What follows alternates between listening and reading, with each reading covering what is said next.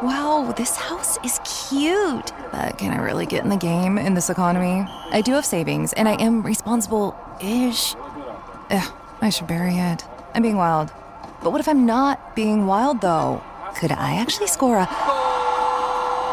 Kick off your home buying journey with Zillow's new BuyAbility tool. It makes it easy to find out what you can afford, so you can get off the bench and onto the playing field with confidence. Check your BuyAbility, only on Zillow. Today at T-Mobile, I'm joined by a special co-anchor. What up, everybody? It's your boy, Big Snoop Double G. Snoop, where can people go to find great deals? Head to T-Mobile.com and get 4 iPhone 16s with Apple Intelligence on us, plus 4 lines for $25. That's quite a deal, Snoop. And when you switch to T-Mobile, you can save versus the other big guys' comparable plans plus streaming. Respect. We up out of here. See how you can save on wireless and streaming versus the other big guys at T-Mobile.com/switch. Apple Intelligence requires iOS 18.1 or later. You are my sunshine. Incredible as they seem, are not the results of mass hysteria. I only...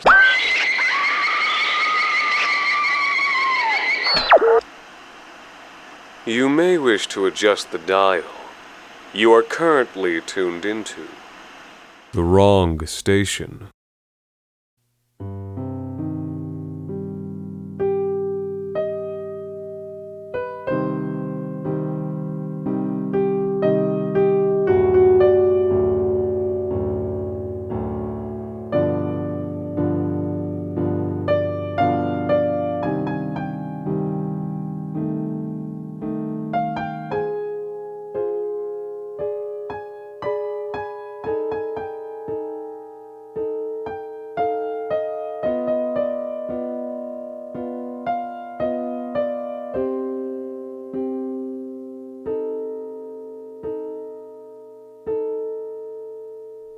Even before the food arrived, something bad was in the air around the dinner table. I've never felt at home with my wife's family, and for that matter, neither has Alison. But this time, I had this special sick feeling, and when I looked at Alison's face, she looked pale and greenish, and I could tell that she was feeling the same way.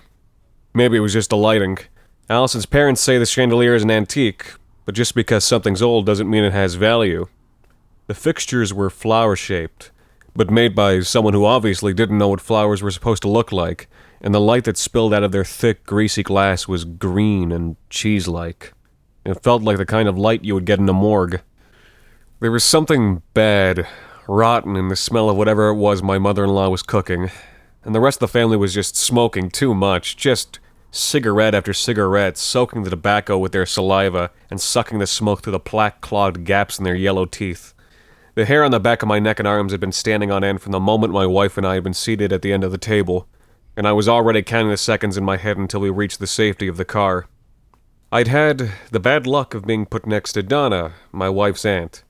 Donna always wears a Jesus fish brooch, but if you ask me, of the two, she's more like the fish, and that's only if we're talking about one of those deep-sea fish with the sharp teeth.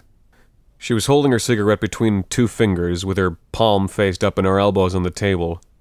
On someone else, those drawn-on eyebrows of hers would have been sort of funny, but there isn't anything funny at all about the flat, black stare she gives people. We were talking about my job. I guess you make a lot of money doing that, do you? I'm comfortable. I'm sure you are. Donna always looked at me with the same expression on her face. Dry, nostrils flared, one side of her mouth dragged down, never blinking. As we talked, I could see her gaze drift so that she was looking over my shoulder at my wife. She lifted one of her eyebrows. The muscles in my jaw were starting to tighten, and so I reached across the table for a distraction. So, Carson, what do you do? Carson twisted his neck to look at me, which did strange things to his neck tattoos. He was sitting with his chair pulled out parallel to the table, and my sister-in-law, Marcy, was sitting in his lap. Donna turned to look at them as well, and noticed for the first time what kind of a scene they were making. She froze in her seat, and I had to keep myself from smiling.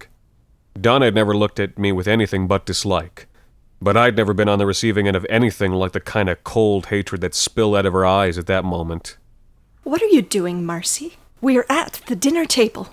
Marcy pulled herself away from Carson's neck and flipped her hair. Yeah? So? I watched a tendon slowly start to bulge out of Donna's neck. So we're sitting at the dinner table, not in the gutter behind a whorehouse. In this family, when we're sitting at a dinner table, there's an expectation that you behave like a lady and not like a slut. Hey, you can't talk to her like that. Shut up, Carson. But she can't... I said, shut up. Silence gathered over the table. Alison says Donna and Marcy have been at war since Marcy was a kid, but the way Marcy reeled when Donna called her a slut, like she'd been slapped, made me think that the word was a new weapon in their arms race. A gas attack. Without saying anything, Marcy climbed into her own chair. At the other end of the table, Alison's grandpa lit another cigarette. Grandpa Buck almost never talked. I'd asked Alison if this was because he had hidden depths, but she'd always told me it was just because he had nothing to say. Buck's face was a shit show to look at, ugly from birth, and a past career as a failed boxer had left him with a squashed mess of a nose and a face asymmetrical with scar tissue. In a shitty town like this one, a resource extraction town with the last of the resources extracted back in the late 70s, boxing was a rigged game, and the old man had made ends meet by throwing fights and letting people beat him in the face until they knocked him out. But maybe that's too generous to him. From everything I've heard, as a boxer, Grandpa Buck didn't have a lot of strengths other than getting hit in the face, and he lost plenty of fights without anyone paying him to do it. Alison was the first one to try and break the silence. Aunt Donna, that word you used. Just shut up, Alison. I don't need you to protect me. I can take care of myself. But enough. Marcy. Come on, Marcy. Well, well. I'm going to go check in on her. She'll be fine. You should be ashamed of yourself. Me? I don't know what you're talking about. Me? Well. That left me alone with Buck, Carson, and Donna. Another long, deep silence lagged over the table.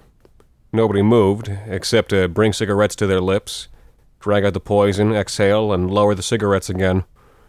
Carson didn't need to say anything. The psycho look he was giving Donna summed it up. Donna didn't need to say anything either.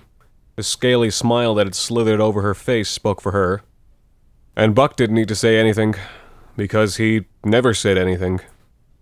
My view on things is, conversation is something that facilitates an important illusion.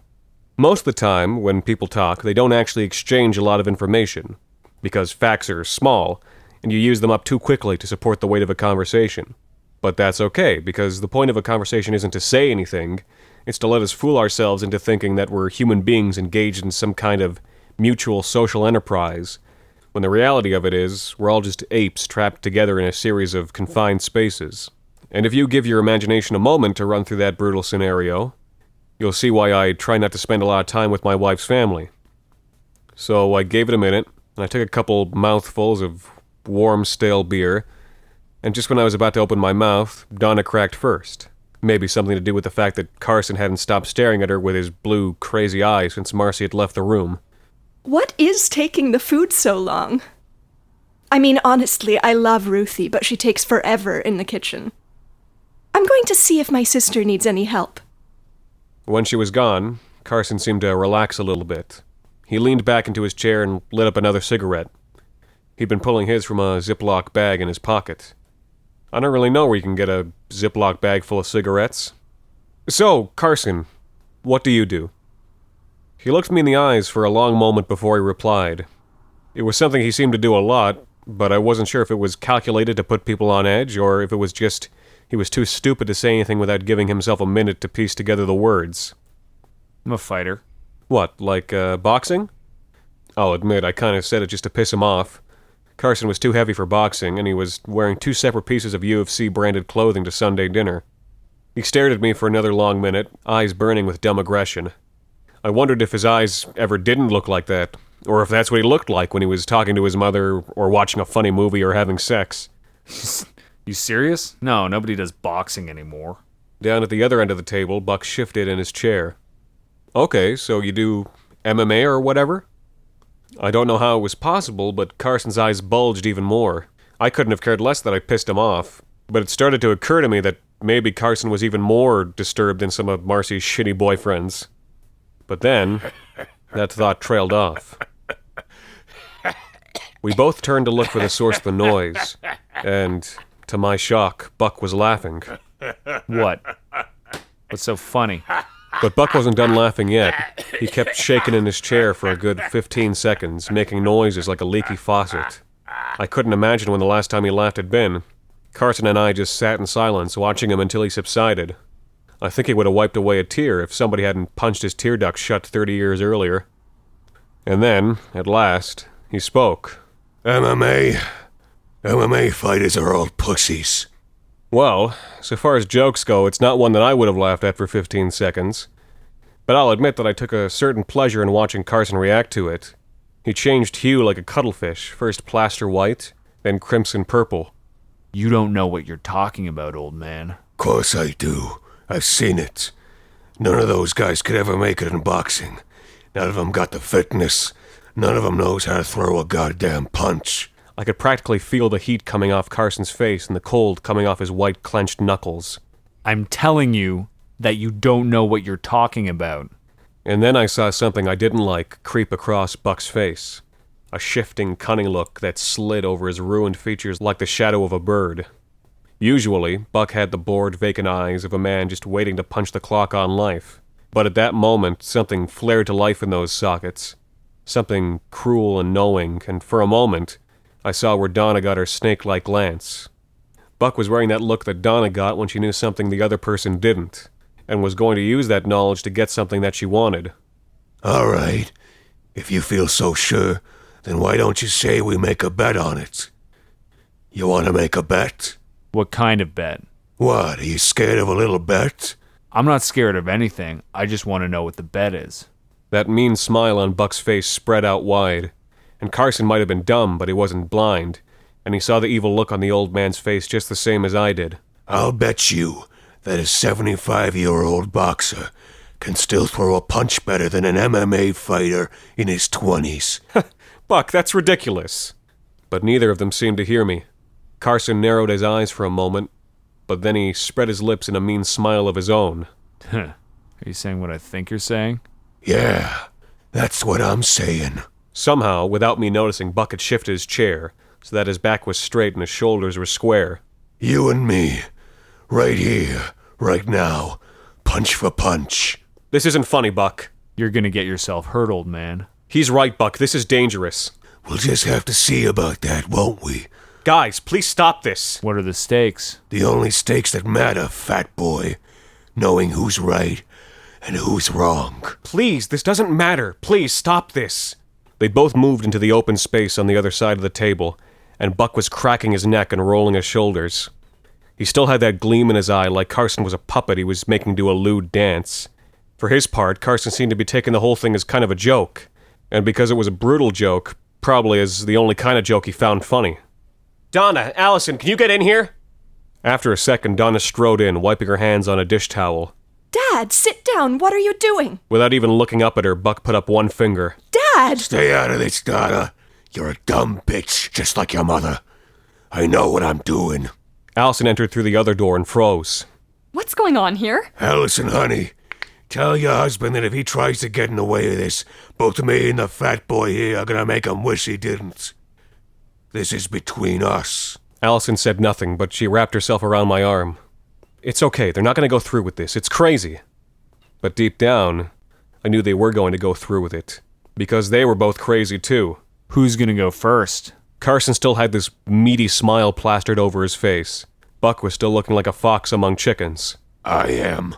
Seems fair to me. But before Carson could finish his sentence, Buck crossed the distance between them and struck him in the face so hard he crashed sideways into a shelf and almost fell to the ground.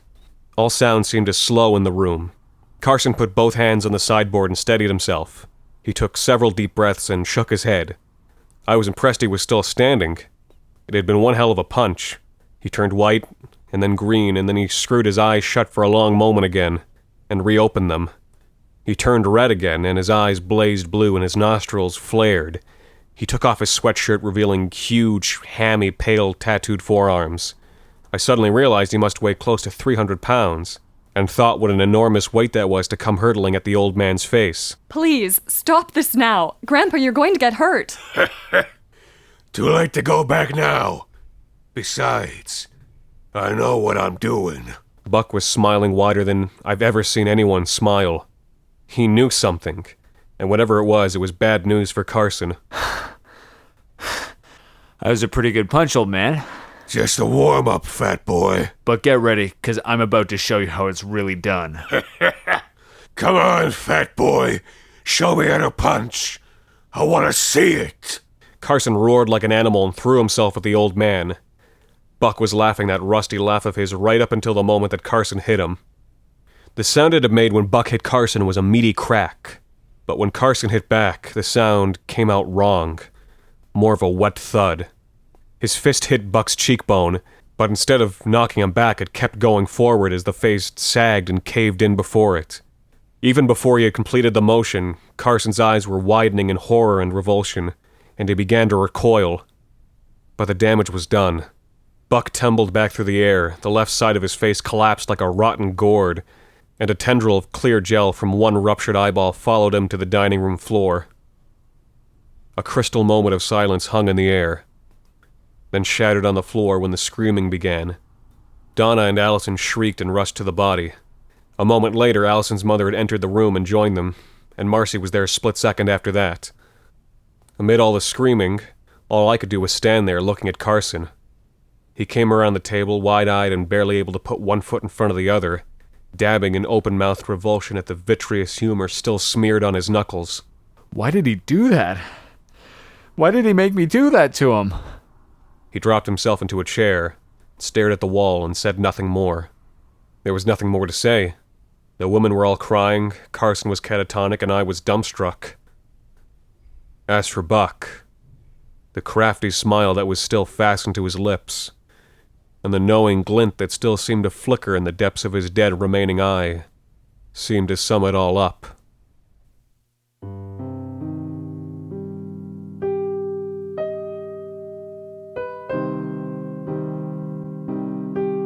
The Wrong Station is created and produced by Alexander Saxton and Anthony Botello, with music composed by Alon Zitrin and original artwork by Jenny Henderson.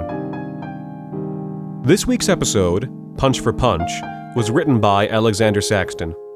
Donna was played by Emma Burns. Marcy was played by Hannah Wilkinson. Carson was played by Alexander Saxton. Alison was played by Rachel Hart. And Buck was played by Anthony Botello. Tune in next Thursday for the season finale of The Wrong Station. You can support The Wrong Station by subscribing on iTunes or Google Play Music, following us on Facebook and Twitter, and sharing. As always, you can email us at thewrongstation@gmail.com.